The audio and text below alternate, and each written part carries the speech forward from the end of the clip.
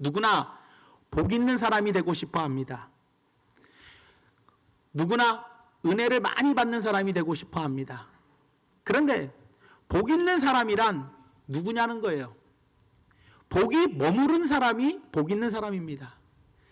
은혜 받은 사람이 누굽니까? 은혜가 머물러 있는 사람이 은혜 받은 사람입니다. 받은 복을 빼앗기는 것은 복 받은 사람이 아니라는 거예요. 받은 은혜를 잃어버리는 것은 은혜 받은 사람이 아니라는 거예요. 내가 복을 받고 은혜를 받았다면 그 복과 은혜를 지키는 사람이 복 있는 사람이라는 겁니다. 멋진 남자가 많이 스쳐 지나간 여자를 복 있는 여자라고 이야기하지 않습니다. 멋진 남자가 스쳐 지나가는 여자를 상처받은 여자라고 하지 복받은 여자라고 하지 않는다는 거예요. 마찬가지로 많은 돈을 벌었다고 해서 그 사람이 복 있는 사람이 아닙니다. 그 돈을 다 잃어버리면 그 사람은 망한 사람입니다. 그렇기 때문에 나에게 물질이 들어와서 그 물질을 어떻게 해요? 지키는 사람, 그리고 그 물질을 나누는 사람이 어떻게 해요? 진정한 복받는 사람이라는 겁니다. 그렇기 때문에 우리가 인생 살아가는 데 있어서 지켜야 할 것들이 참 많습니다. 우리는 나라를 지켜야 합니다. 나라를 잃은 서름은 우리 연세 드신 분들은 아실 겁니다. 내 나라 말을 잃어버리는 그런 여러분들 다 겪어보셨잖아요. 말과 나라를 잃어버린 그 서름, 그것은 말로 형용할 수가 없어요. 그래서 도산 안창호 선생이 이런 말을 했잖아요. 나는 밥을 먹어도 대안의 독립을 위해, 잠을 자도 대안의 독립을 위해 살겠다라고 나라를 지키고자 하는 마음이 얼마나 강했냐는 거예요. 그리고 우리는 또 건강을 지켜야 합니다. 건강은 있을 때 지켜야 돼요. 그런데 옛날 어른들 보면은 허리 아프고 무릎 아파서 다 수술하는 분들이 왜 그래요? 애 낳고 산후조리 제대로 못해서 건강할 때 제대로 푹 쉬어주면서 산후조리를 잘 해줘야 하는데 못하니까 산후풍이 오고 또 못하니까 뭐예요? 나이 드니까 뭐예요? 건강할 때는 몰랐는데 나이 드니까 그때 쉬지 못했던 것들로 인하여 질병들이 오기 시작하더라는 거예요. 그러니 건강은 건강할 때 지켜라, 이런 말이 있지 않습니까? 가정도 마찬가지입니다. 가정도 내가 한 구성원으로 있을 때 그 가정을 지켜야지, 그 가정을 제대로 지키지 못하면 결국 가정은 깨지고 불행한 가정이 되고 말아버리더라는 거예요. 내 직장 열심히 지켜야 합니다. 내 사업장 열심히 지켜야 합니다. 이렇게 우리가 세상을 살아가는 데 있어서는 지켜야 할 것들이 참 많이 있더라는 거예요. 그렇다면 우리가 그리스도인으로서 신앙생활하면서 지키는 것들이 반드시 있어야 한다는 거예요. 가장 중요한 것이 뭡니까? 우리는 믿음을 지켜야 합니다. 오늘은 그 믿음에 대해서 이야기하는 것이 아니라 오늘은 우리가 1년 동안 살아오면서 우리가 반드시 하나님께 받은 복이 있고 하나님께 받은 은혜가 있다는 거예요. 그 받은 복과 은혜를 우리가 1년 동안 열심히 주님을 섬기고 주님께 예배드리고 주님께 봉사하면서 받은 복과 받은 은혜를 어떻게 해야 돼요? 소멸하지 아니하고 빼앗기지 아니하고 잃어버리지 아니하고 그것을 지키는 것도 무엇보다 중요하더라는 거예요. 그래서 오늘은 이 복과 은혜를 지키는 비결에 대해서 간단하게 우리가 한 가지로 우리가 한번 살펴보면서 반드시 한 해 동안에 여러분들이 정말로 주님을 사랑하고 열심히 신앙생활해서 주님께 무엇인가 받았던 그 은혜와 복을 반드시 지켜나가는 우리 중앙교회 성도님들이 되시기를 예수님의 이름으로 축원을 드립니다. 그렇다면 이 복과 은혜를 반드시 지키기 위해서는 어떻게 해야 하느냐? 가장 중요한 것이 바로 뭐냐? 우리 모두 겸손해야 한다는 거예요. 겸손이라는 겁니다. 교만하면 망합니다. 교만은 마귀적인 죄입니다, 여러분들. 여러분, 마귀라는 것이 어떤 존재입니까? 마귀는 원래 본래는 천사였습니다. 천사는 좋은 겁니까? 나쁜 겁니까? 좋은 겁니다.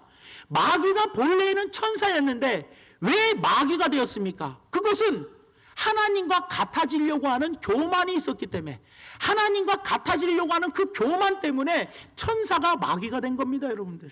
그렇기 때문에 우리도 마찬가지예요. 어느 누구라도 아무리 성자 같은 삶을 살았다 할지라도 내가 1년 동안 정말로 하나님을 사랑하고 하나님을 섬기면서 정말로 주 뜻대로 살며 모든 성도님들이 야, 저 성도님은 진짜 성자 같은 분이야, 저 성도님은 정말 신실한 분이야 라는 소리를 들었다 할지라도 한순간에 교만하면 그 사람은 마귀적인 사람이 될 수밖에 없다라는 거예요, 여러분들. 그렇기 때문에 교만은 하나님께서 철저하게 응징하십니다.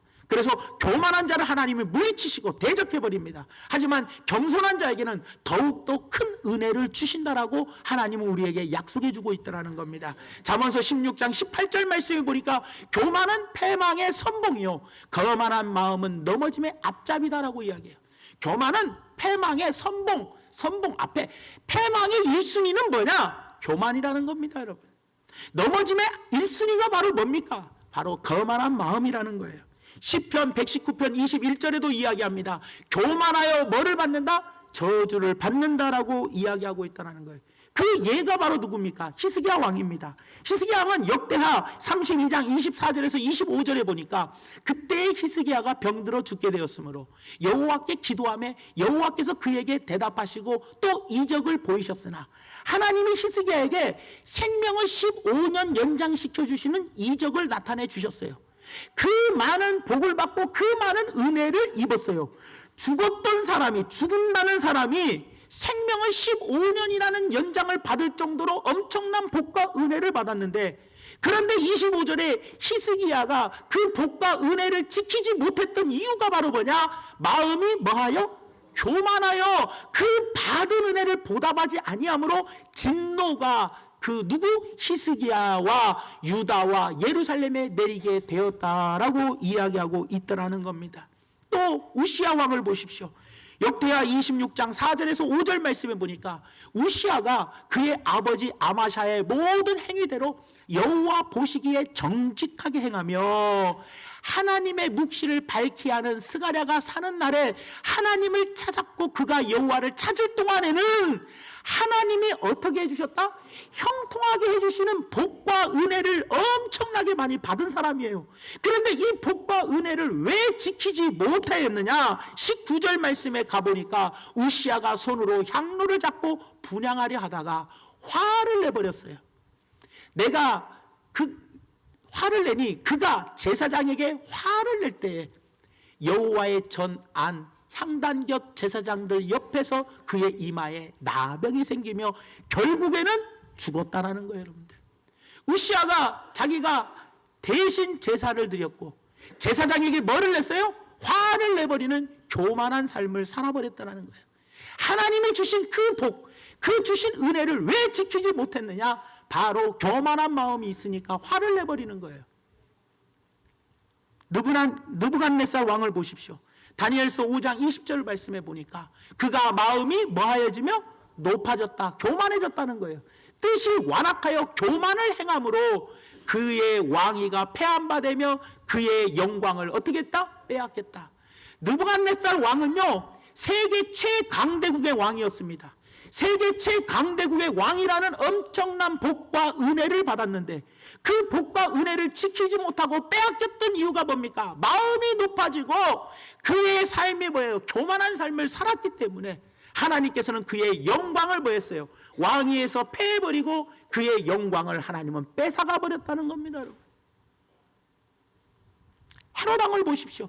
헤롯 왕은 이스라엘 최고의 정말로 남부럽지 않은 왕 중의 왕이었어요. 그런데 그가 사도행전 12장 21절에서 23절에 보니까 헤롯이 나를 택하여 왕복을 입고 단상에 앉아 백성에게 뭐하니?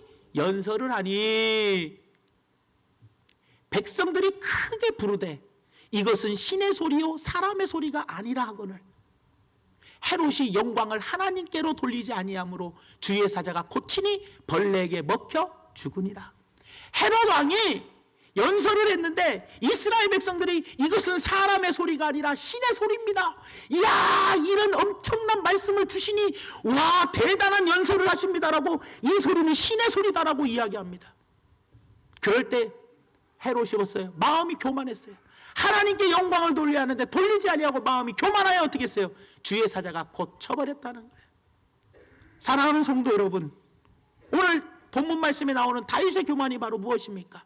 본 말씀 사무엘하 23장까지는 하나님께서 가는 곳마다 이기게 해주셨어요. 그래서 다윗은 가는 곳마다 승승장구하며 정말로 영토를 넓히고 이스라엘을 최고의 강대국으로 만들어버렸다는 거예요.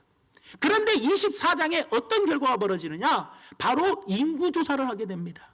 그런데 인구조사가 나쁜 게 아닙니다, 여러분. 신약 성경에도, 우리 성경에도 보면 성경에도 인원에 대해서 이야기해요. 3,000명이 회개했다, 5,000명이 회개했다, 그리고 장정만 5,000명이 먹고 12광주리가 남았다. 이렇게 숫자에 세는 거가 문제가 아니라 숫자를 센 이유가 뭐냐는 거예요. 하나님께 영광 올려드리기 위해서 숫자를 센 것이 아니라 내가 이 나라를 이만큼 부강하게 만들었다, 내가 정말로 이만큼 이 나라 백성들을 잘 살게 했다, 그러면서 이 나라를 풍요롭게 했다라고 자기를 과시하기 위해서, 자기를 드러내기 위해서 인구조사를 했다라는 거예요. 그러니 하나님께서 교만한 다윗을 어떻게 했어요? 그동안에 받은 은혜를 하나님께서 뺏어가 버리고 결국에 와서는 뭐예요? 그 다윗으로 인하여 이스라엘 백성들이 7만 명이 죽는 엄청난 벌을 받게 되었더라는 겁니다. 여러분, 사랑하는 성도 여러분들, 우리는 지난 1년 동안 어떻게 살고 있습니까?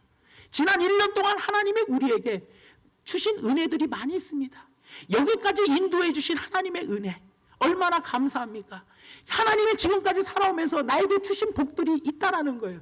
그 복과 은혜를 우리가 빼앗기지 아니하고 계속해서 지금까지 우리가 모으고 살았다면 우리는 정말로 은혜가 충만하고 하나님이 주신 복에 겨워가지고 우리는 정말로 하나님 영광 올려드리며 살 수 있었을 텐데 왜 우리가 이 복과 은혜를 빼앗기는 삶을 살아야겠냐라는 거예요. 그 이유는 바로 뭐예요? 교만하기 때문에 그렇다는 거예요.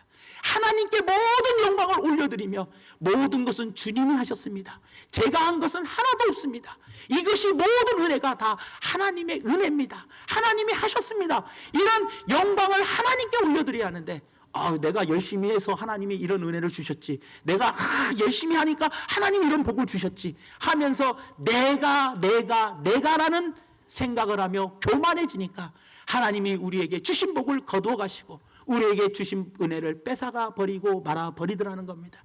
사랑하는 여러분들, 지금까지 신앙생활하면서가 아니라 우리가 지금 올 1년 동안에도 우리가 여러 가지로 헌신하며 충성해 왔습니다. 어떤 분은 구역장으로, 어떤 분은 설교자로, 어떤 분은 기관장으로, 어떤 분은 교사로, 어떤 분은 찬양대와 성교단으로 우리는 많은 봉사를 해왔습니다. 그럴 때 우리가 하나님께서 그런 봉사를 함으로 말미암아 하나님이 그 봉사를 통하여 우리에게 은혜를 주시고 그걸 통하여 우리에게 주신 복들이 있다라는 거예요. 이 복을 우리는 절대로 빼앗기지 말아야 되더라는 거예요. 그러기 위해서는 우리는 반드시 어떤 사람이 되어야 돼요? 겸손한 사람이 되어야 되더라는 겁니다. 그렇다면 진정한 겸손이란 바로 무엇인지 우리가 오늘 한번 살펴보도록 하겠습니다. 저는 진정한 겸손이란 누가복음 17장에서 저는 큰 은혜를 받았는데요. 누가복음 17장 5절 말씀에 사도들이 주께 여짜오되 우리에게 믿음을 더하소서 하니라고 이야기합니다. 사도들이 예수님께 질문을 합니다. 우리에게 믿음을 더 주시옵소서, 믿음을 더 달라고 이야기합니다. 그랬더니 6절 말씀에 예수님께서 그 사도들에게 뭐라고 이야기하시냐? 너희에게 겨자씨 한 알만한 믿음이 있었더라면 이 뽕나무더러 뿌리가 뽑혀 바다에 심기울하였을 것이요 그것이 너희에게 뭐였으리라? 순종했을 것이다 라고 이야기를 하더라는 겁니다. 여러분, 믿음이 무엇입니까? 겨자씨 한 알만한 지극히 작은 믿음이 있다 할지라도 뽕나무를 뽑아가지고 바다에 심길 수 있고 산을 옮길 수 있게 되더라는 거예요. 그런데 우리는 이것이 능력이라고 생각합니다. 하지만 여러분들 보십시오. 많은 사람들이 이 구절에만 초점을 맞춰요. 그래서 하나님 믿음을 주시옵소서, 겨자씨만한 믿음을 달라고 이 구절에만 초점을 맞추는데, 하지만 예수님께서 말씀하시는 그 핵심은 그 다음 바로 7절부터 10절 말씀에 나오더라는 거예요. 7절부터 10절 말씀에 보니까 너희 중 누구에게 밭을 갈거나 양을 치거나 하는 종이 있어 밭에서 돌아오면 그대로 곧 앉아서 먹으라 말할 자가 있느냐? 이 말이 뭡니까?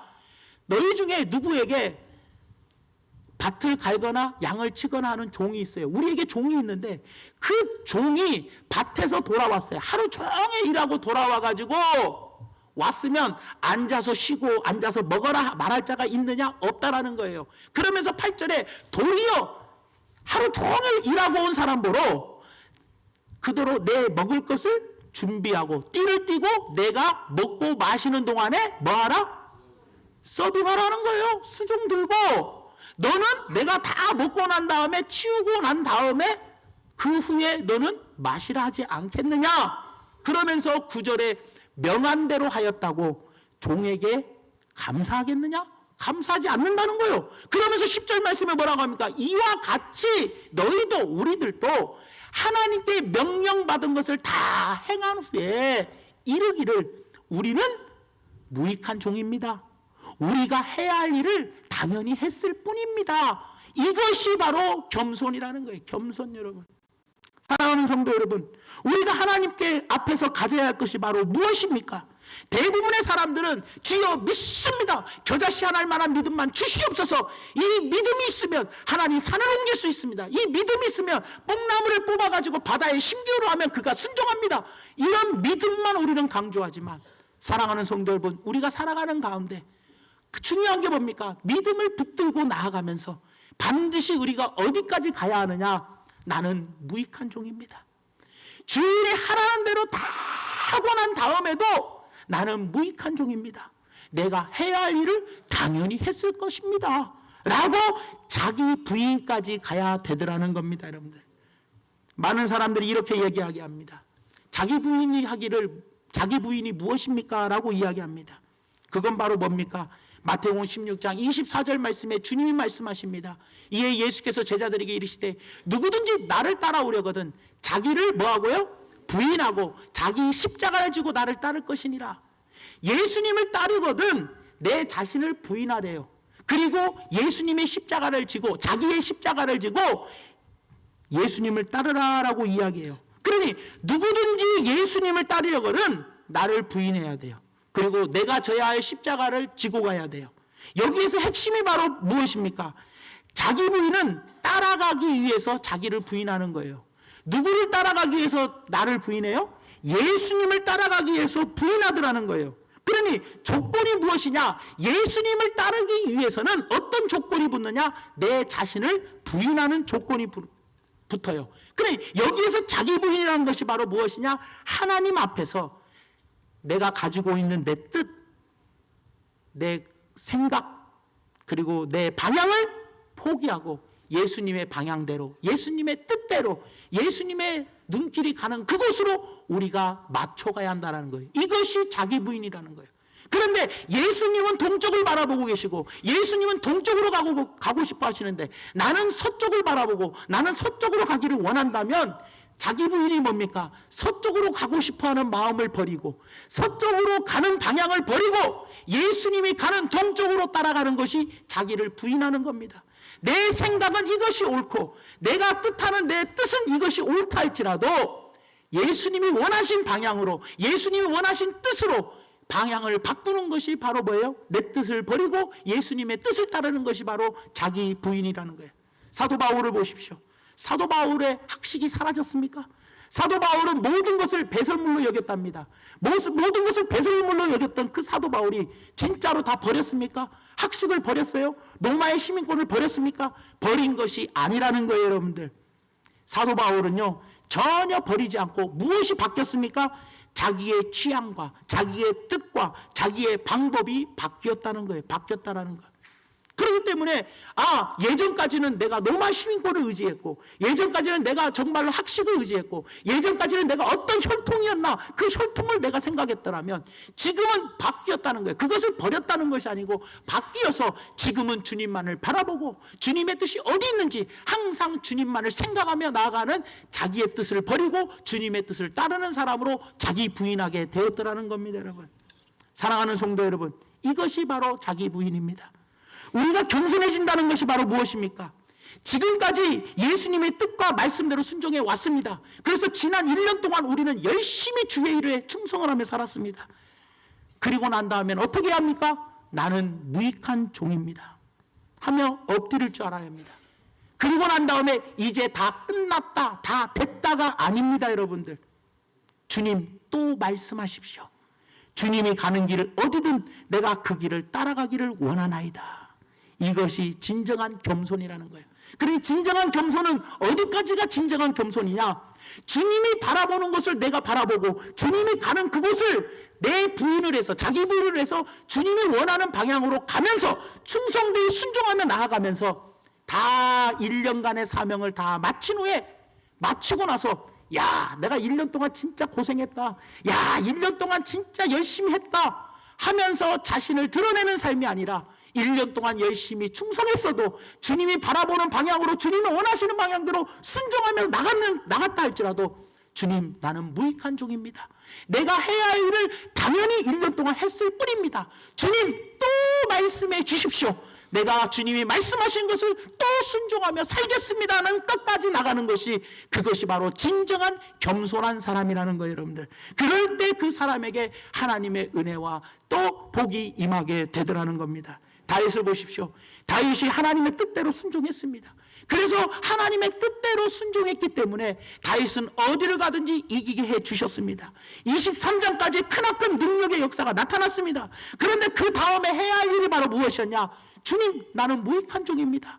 내가 당연히 해야 할 일을 했습니다. 주님 또 나에게 말씀하시면 내가 어떤 것이든 또 주님의 명령에 순종하며 살겠습니다라는 낮아지는 겸손한 자리까지 나아가야 하는데, 다윗은 하나님의 복과 은혜를 주셨다고 이것은 나는 무익한 종입니다, 내가 해야 할 일을 했습니다 자세로 나간 것이 아니라, 야, 내가 이렇게 이 많은 나라, 이 나라를 이렇게 부강하게 만들었고 우리 백성들이 이렇게 잘 살게 만들었던 것은 야, 바로 내가 열심히 잘했기 때문이다. 그러면서 인구조사하자라고 나아가 버렸더라는 거예요. 여러분, 다윗은요 하나님의 방향과 전혀 다른 방향으로 나아가 버렸어요. 내가 얼마나 능력이 있는지, 내가 얼마나 위대한 왕인지를 과시한 쪽으로 나갔기 때문에 그게 바로 교만했고, 그 교만으로 말미암아 다윗은 하나님이 주신 복과 은혜를 빼앗기는 삶을 살 수밖에 없었더라는 거예요. 다행히도 다윗은 회개하고 돌이켜 하나님의 진노를 뭐예요? 하나님이 내리시다가 됐다, 이제 내린 거 그만하라 하고 하나님께서 멈춰 주셨더라는 거예요. 여러분들, 사랑하는 성도 여러분, 우리는 어떤 삶을 살기를 원합니까? 지난 1년 동안 우리가 맡은 여러 가지 직분대로 열심히 충성하며 살아왔습니다. 야, 하지만 내 뜻, 내 생각, 야, 내가 버리고 내 뜻과 내 생각을 다 버리고 주님의 말씀에 순종하며 죽도록 충성하며 이 자리까지 왔지만, 그동안에 하나님이 주신 복과 은혜를 지키기 위해서는 모든 영광을 하나님께 돌리시길 바랍니다.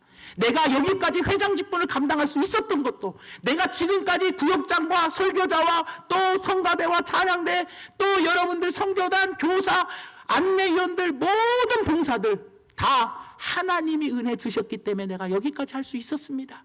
모든 영광을 하나님께 돌리시고 나는 무익한 종입니다, 당연히 해야 할 일을 했을 뿐입니다라는 고백을 가지시기 바랍니다. 그리고 더 나아가서 어떤 사람이 진정한 겸손한 자리까지 가는 사람입니까? 하나님 또 말씀하시면 내가 그 말씀에 또 순종하며 따르겠습니다라는 자리까지 내려가는 분이 진정한 겸손한 사람이며 복과 은혜를 지키는 사람이라는 것을 꼭 기억하시면서, 사랑하는 성도 여러분, 여러분들 1년 동안 여러분들이 열심히 살아오셨습니다. 각 기관들 이제 임원 선거도 끝나고, 또 여러분들 또 새로운 분들이 또 여러분들 또 임원을 맡으셨고, 그리고 곧 구역장과 설교자들이 또 세워지고, 교사도 세워지고, 또 많은 직분자들이 또 세워지게 됩니다. 그럴 때에도 여러분들, 우리는 어떤 마음을 가져야겠습니까? 나는 무익한 종입니다. 내가 해야 할 일을 당연히 한 것뿐이고 주님이 또 하라고 하시면 나는 당연히 순종하겠습니다라는, 주님의 말씀에 따르겠습니다라는 자리까지 내려가는 겸손한 분들이 되어주셔서 하나님께서 주시는 복과 은혜를 날마다 지켜나감으로 말미암아 복의 부요한 자, 은혜의 부요한 자가 되어 여러분들이 받은 복과 은혜를 많은 사람들에게 나눠주고 베풀어주고 꾸어줄 수 있는 복된 삶을 사시기를 예수님의 이름으로 축원을 드립니다. 기도하겠습니다. 사랑의 하나님, 참으로 고맙고 감사드립니다. 하나님이 저희들을 사랑하시어서 1년 동안 지켜주시고 우리가 주신 우리의 직분을 하나님 은혜 가운데 잘 무사히 마치게 하여 주신 것 참으로 감사합니다. 하나님이 나에게 주신 그 복과 은혜를 지키기 위하여 우리는 날마다 충성하며 주님의 뜻을 바라보고 주님의 뜻대로 순종하는 삶을 살려고 노력했습니다. 그렇다면 하나님, 이것을 빼앗기지 말아야 할 거 아닙니까? 그러기 위해서 주님 제발 성령이 함께하여 주셔서 내 스스로가 교만한 삶이 아니라 나는 무익한 종입니다, 내가 해야 할 일을 당연히 했습니다, 주님 또 말씀하시며 내가 또 순종하겠나이다 자리까지 나아감으로 날마다 겸손하여 하나님께서 주신 것을 절대로 빼앗기지 않는 어리석은 자가 되지 않도록, 후회하는 삶을 살지 않도록 성령이여 함께하여 주시옵소서. 예수님 이름으로 간절히 기도 올리옵나이다. 아멘.